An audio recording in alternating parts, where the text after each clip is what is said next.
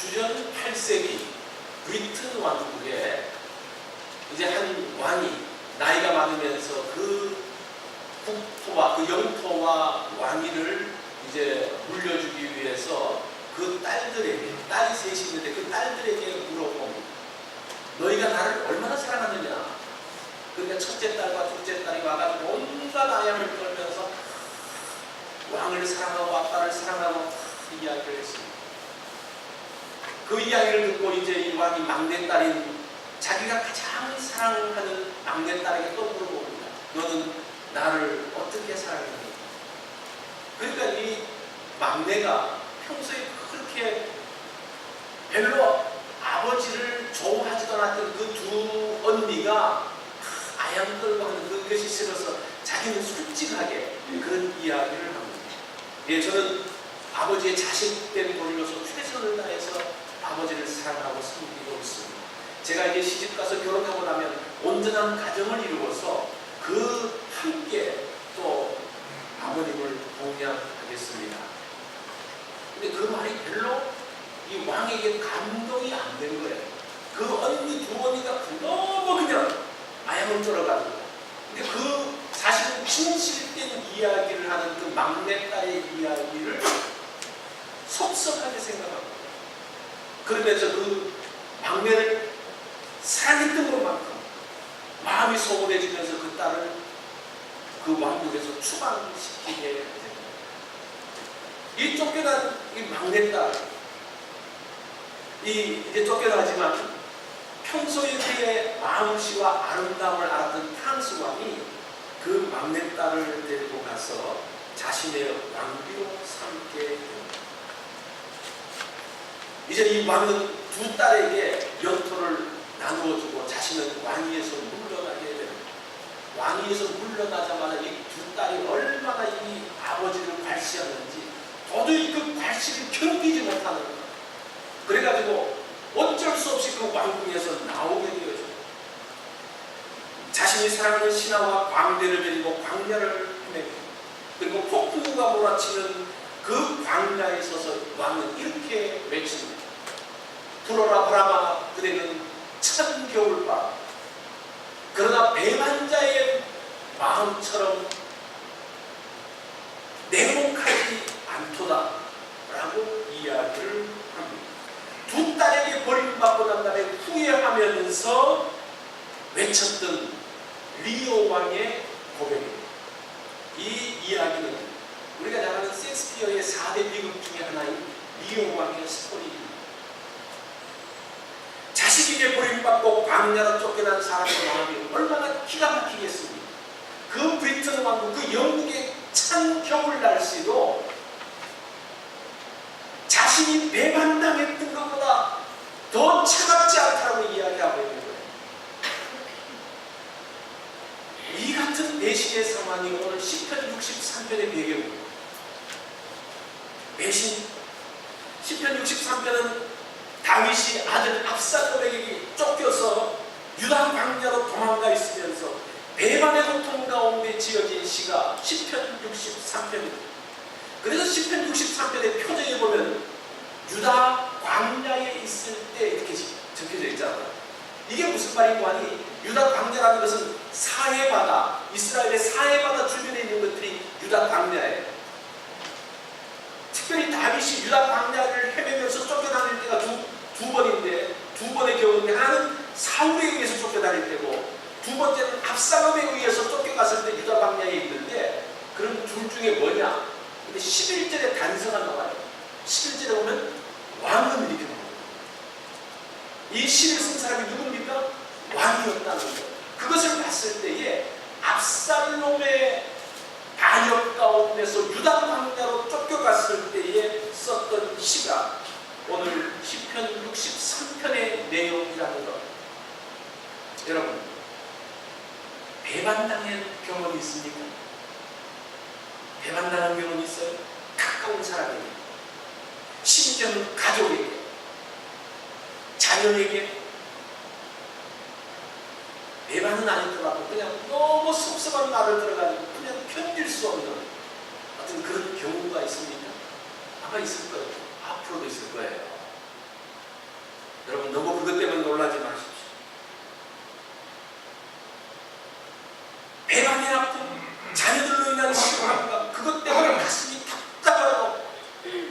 가슴이 찢어질 것 같은 그 상황, 그 상황이 오늘 시편 63편의 상황이다. 이런 배반으로 인해서 고통당하는 밤에 우리는 어떤 말을 하게 될까요? 이 리오는 너무나 기가 막혀서 두 딸들을 저주하면서 있는 것을 봅니다. 다윗은 과연 이런 상황에서 어떠한 말을 했을까요? 3절 4절을 한번 보십시오. 다윗이 무슨 말을 했는지. 주의 인자하심이 생명보다 나으므로 내 입술이 주를 찬양할 것이다. 이름으로 나의 평생의 주를 송축하며 주의 이름으로 말미암아 나의 손을 들리라. 우리가 이 시만 읽으면요, 이게 뭐 그렇게 가슴이 절절한 가운데서 하는 시인지 아니면 그냥 보통 노래 사는 시인지 잘 모를 정도로.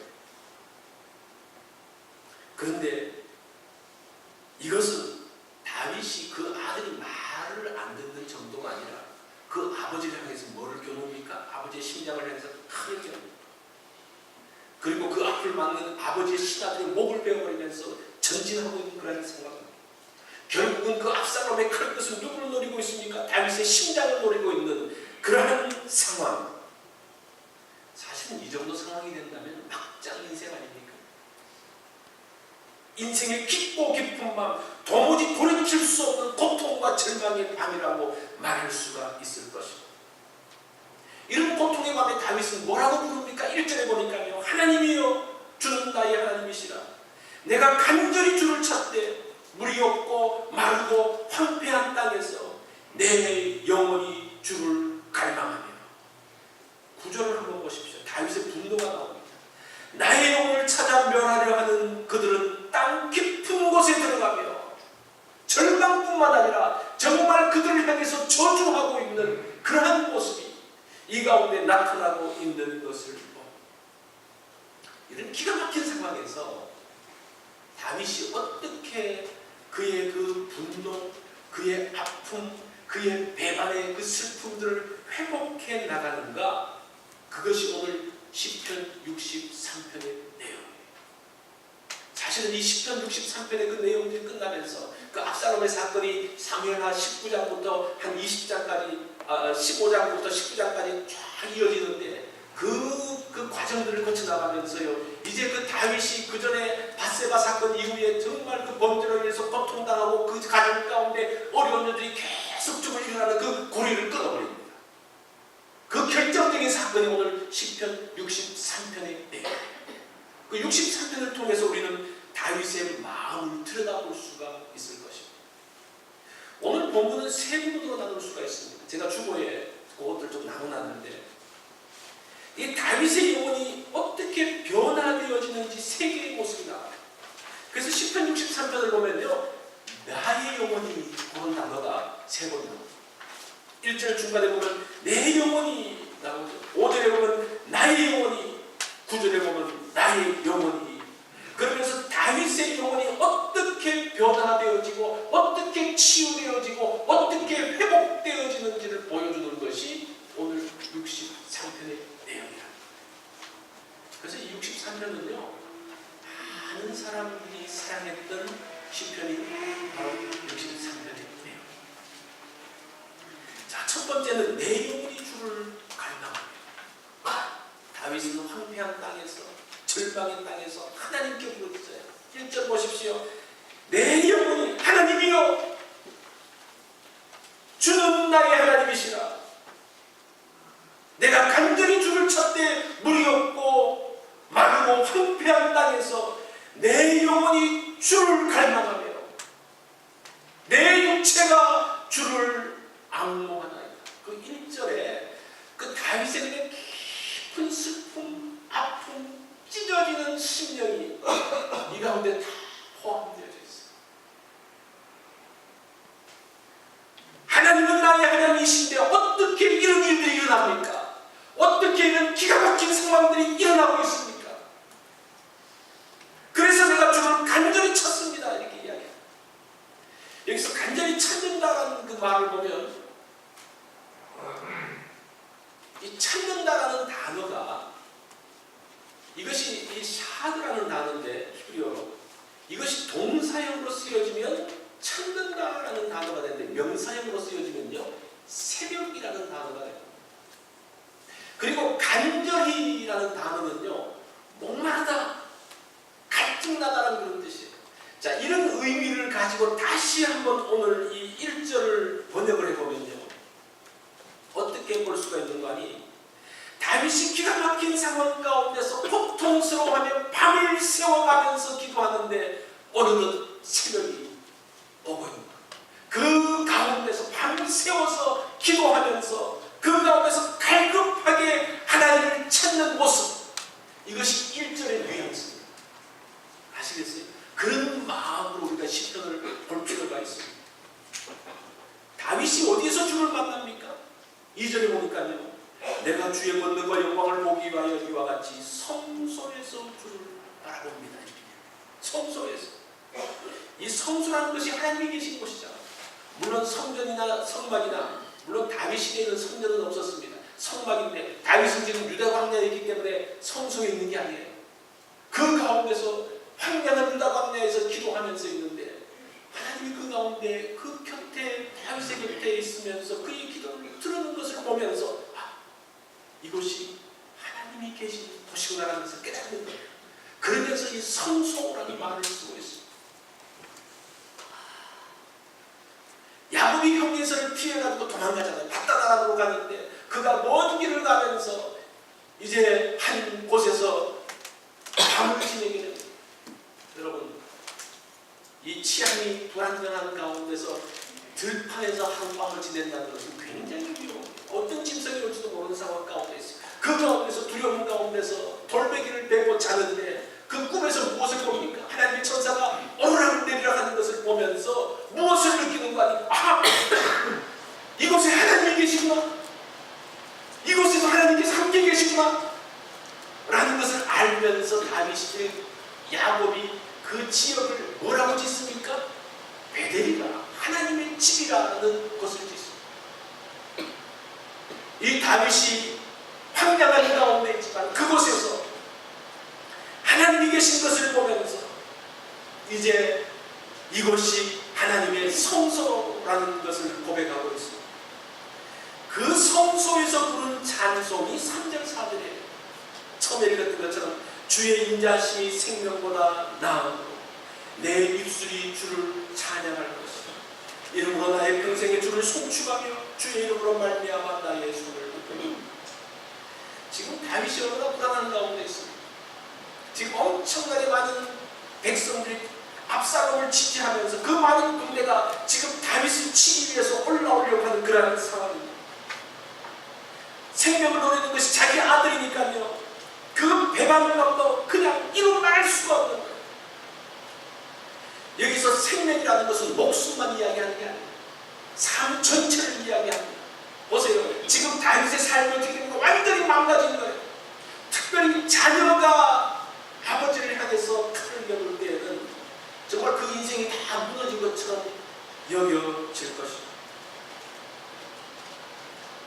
사실은 자녀가 잘못되면요, 그 부모의 인생이 어떻게 됩니까? 완전히 헝클어지고 완전히 그냥 힘든 것. 지금 그 심정 가운데서 다윗이 서 있는 것.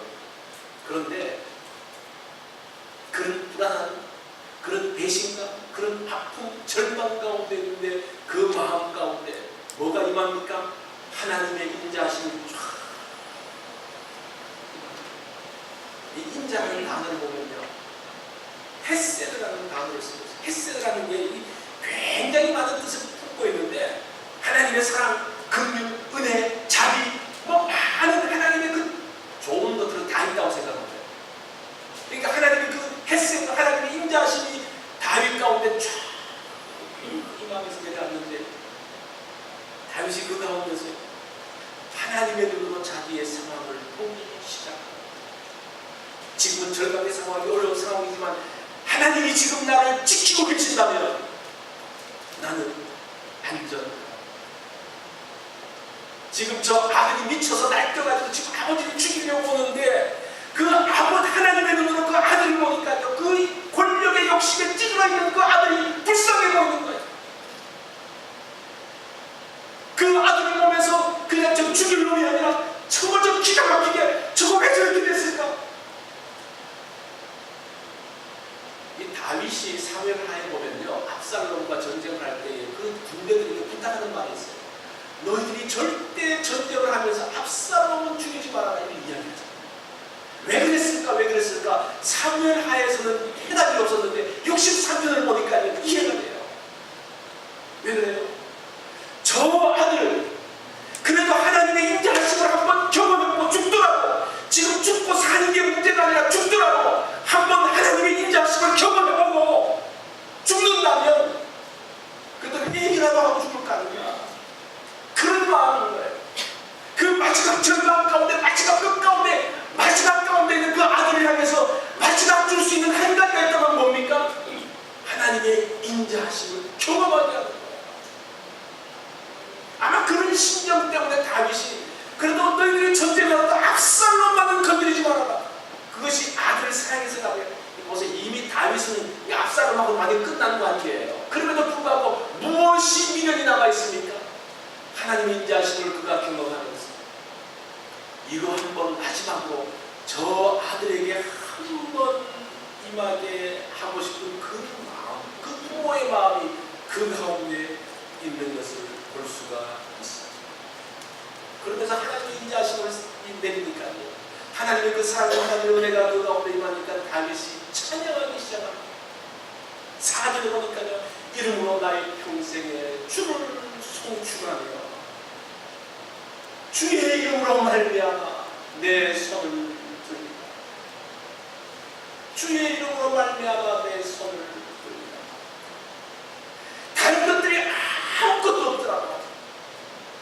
이 광야에 그 아무것도 없고 뭐 지금 왕이 어떻고 내 목숨이 어떻고 그건 다 필요 없고 하나님의 인자하심만 있다면 내가 손을 들고 하나님을 찬양할 수 있다. 이 고백을 하죠. 여러분, 이 고백을 할 수 있으면요, 문제가 없어요. 문제가 없어요. 무엇이 문제가 있어요? 바울과 신라가 옥에 갇히지 않아요. 억울하게. 자기는 그 귀신들이 있는 고추 준 것밖에 없는데 억울하게 옥에 갇혀서 두들겨 맞고 옥에 갇혀서 얼마나 그 마음 가운데 그냥 분노가 올라오고 원망이 올라오겠습니까? 그런데 하나님의 인자하심이 그 바울과 신라에게 임하니까 그가 이제 찬양하기 시작합니다. 그 가운데서 그 옥토에서 찬양하는데 죄수들이 들었다라고 이야기합니다. 죄수들만 바울과 신라의 찬양을 듣는 것이 아니라 하나님께서 그 찬양을 들으시면 어떻게 하십니까? 하나님이 감동하셔서 옥토가 그냥 막 흔들리는 거예요. 옥토가 흔들리니까 그 옥문이 열립니다. 그때에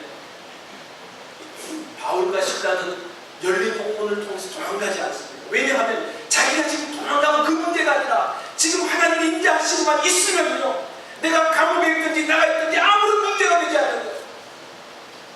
그 가운데서 그 하나님의 인자하심, 그 하나님의 인자하심이 다윗뿐만 아니라 바울뿐만 아니라 우리의 많은 믿음의 선배들에게 임했고 오늘날 우리들에게도 임하면서 우리의 그 배반의 아픔, 섭섭함, 자녀들로 인한 그 절망, 그 모든 것들을 뛰어넘게 하는 하나님의 은혜가 이 가운데 있는 것을 볼 수가 있습니다. 이것이 다윗을 회복시킵니다. 할렐루야. 두 번째 나의 영혼, 5절에 보니까요, 나의 영혼이 만족하다는 말씀을 하고 있어요. 나의 영혼이 만족하다.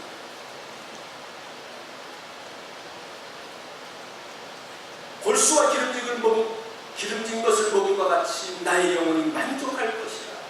나의 입이 기쁜 입술로 주를 찬송합니다. 나의 영혼이 만족하고 나니까 이제는 그 모든 문제들이 풀려나기 시작합니다.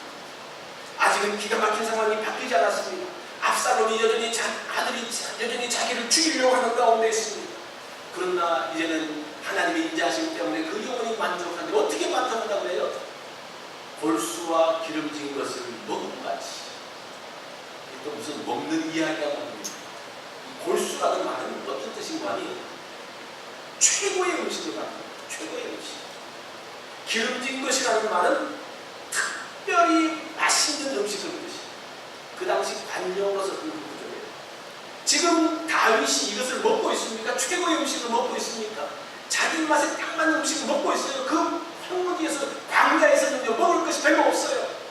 재료로 준비할 수 없어요. 그런데 먹은 같이 먹은 것처럼 우리가 음식을 먹고 난 다음에 정말 맛있는 음식 좋은 곳에서 먹고 나면 마음이 그냥 기쁘고 기분 좋을 때 그런 말이 무슨 말인가 하니 골수와 기름진 것을 먹었다는 말이에요.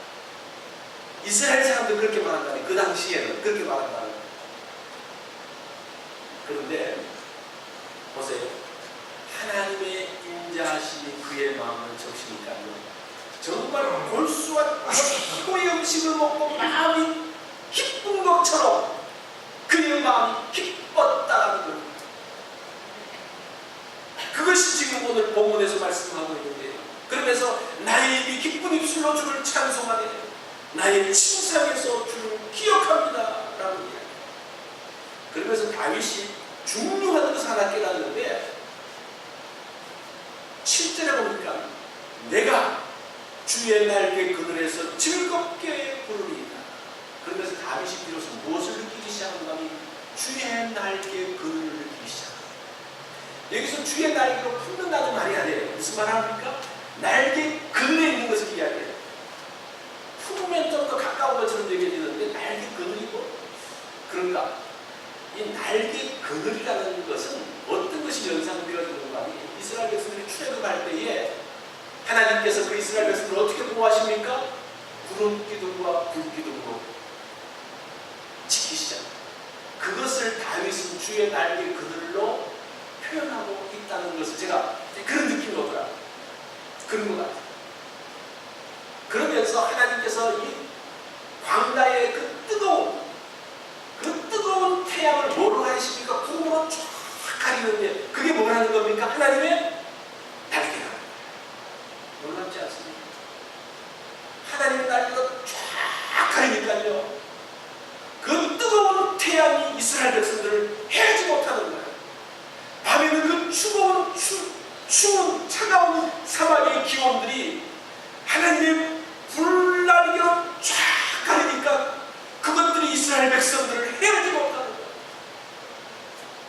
저는 이 기온이 바뀌는 것을 보면서 좀 그런 느낌을 느껴요.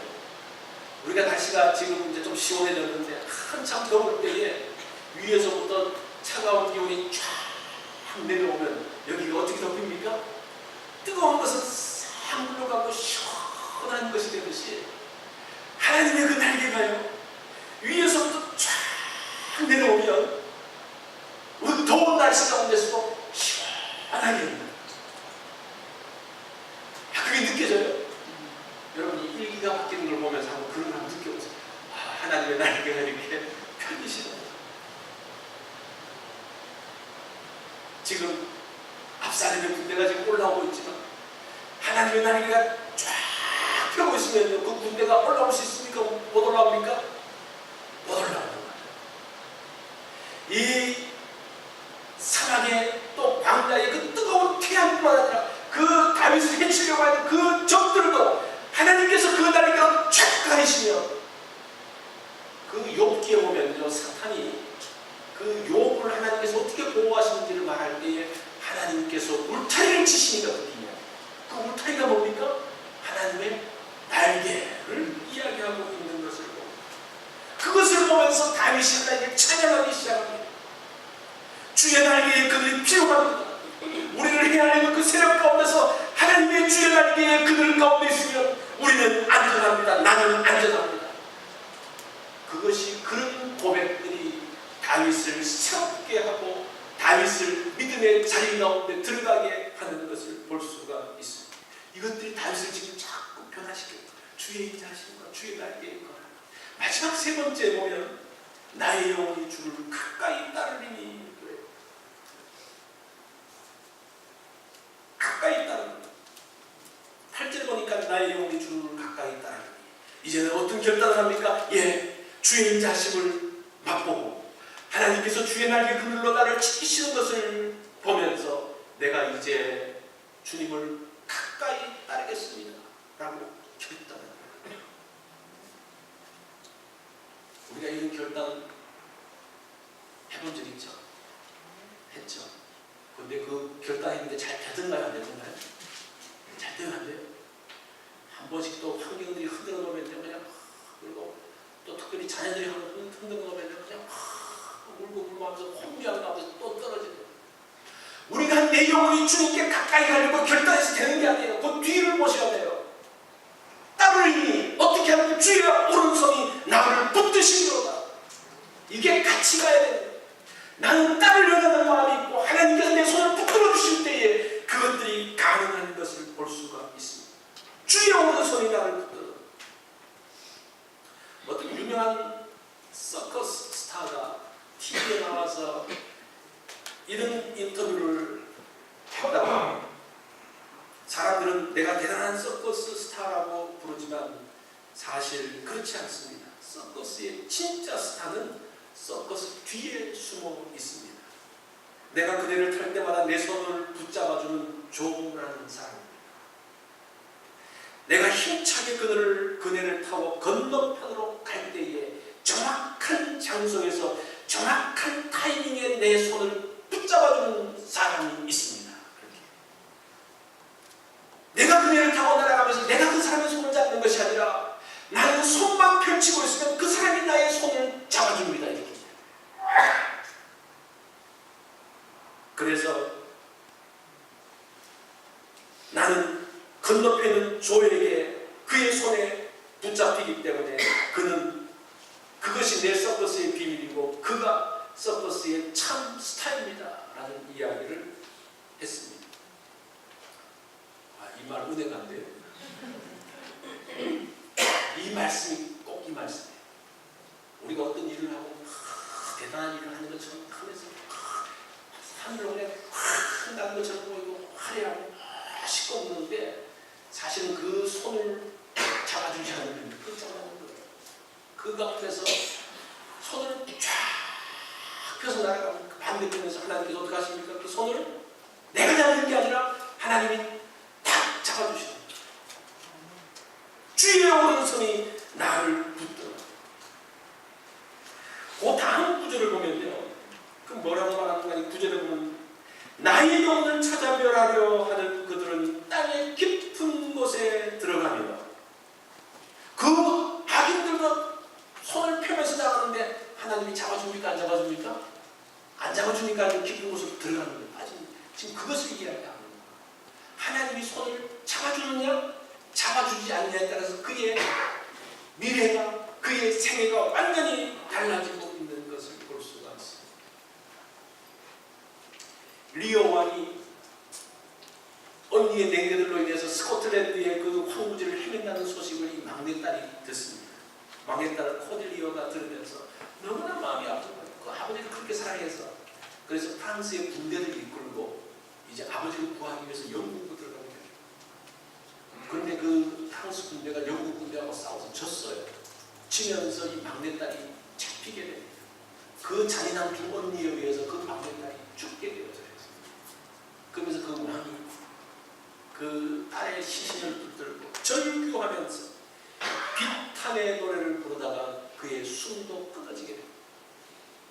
그래서 비극이랍니다. 그런데 그 두 언니들은 어떻게 됐냐? 불륜에 덫에 걸려가지고 이 두 언니들도 다 죽게 되어지는 그 비극적인 상황. 그런데 다윗의 이야기는 어떻게 끝납니까?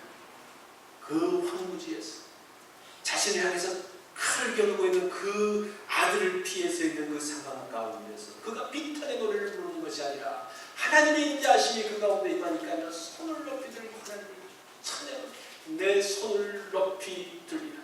하나님을 찬양하고 있는 그러한 모습을 볼 수가 있습니다. 주의 인자하심이 생명보다 낫기 때문에 주는 나의 도움이시라. 주의 날개에 그늘 아래 거하리라. 그 찬양을 부르면서 다윗은 그 모든 어려움들을 극복해 나가. 그러면서요 다윗 가정의 그 비극은 이것으로 끝나게 됩니다. 사실은 이런 과정들을 통해서 하나님께서 다윗을 단련시키시고 끝나게 됩니다. 물론 이제 마지막에 또 솔로몬과 그 형제가 한 번 더 아도니아 간의 싸움이 있는데 그것은 사실은 다윗이 죽고 난 다음에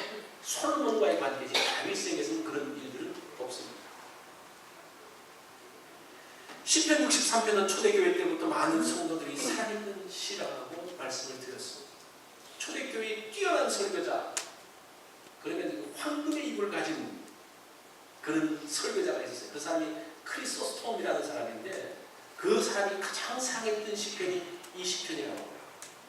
종교개혁 영자 중에서 베자라는, 데오드레 베자라는 분이 잠 못 이루는 밤에 특별히 이 시편을 암송을 하면서 기쁨으로 밤을 지새웠다라고 이야기를 하고 있습니다. 미국의 39대 대통령인 지미 카터는 자기 자서전에서 이런 기록을 합니다. 나는 인생의 위기를 당할 때마다 늘 세 가지 방법을 적용합니다. 첫 번째가 자기 성찰, 두 번째는 상황 분석, 세 번째는 기도입니다. 이렇게 우리가 상황을 분석합니다. 자기 성찰을 합니다. 내가 무엇이 잘못했을까? 그것부터 먼저 생각을 하면서 합니다. 자기 반성을 하고 그 다음에 상황을 분석을 합니다. 그럼에도 불구하고 문제가 해결이 안 될 때가 있잖아요. 그렇게 정말 위기의 순간 이 두 가지 문제로 해결될 수 있지 않는 것들이 훨씬 더 많습니다. 그때에 카터는 어떻게 한다고 이야기해요? 기도한다라고 이야기해요. 여러분 어떻게 기도하시겠습니까? 이 시편 63편을 가지고 한번 기도해보세요.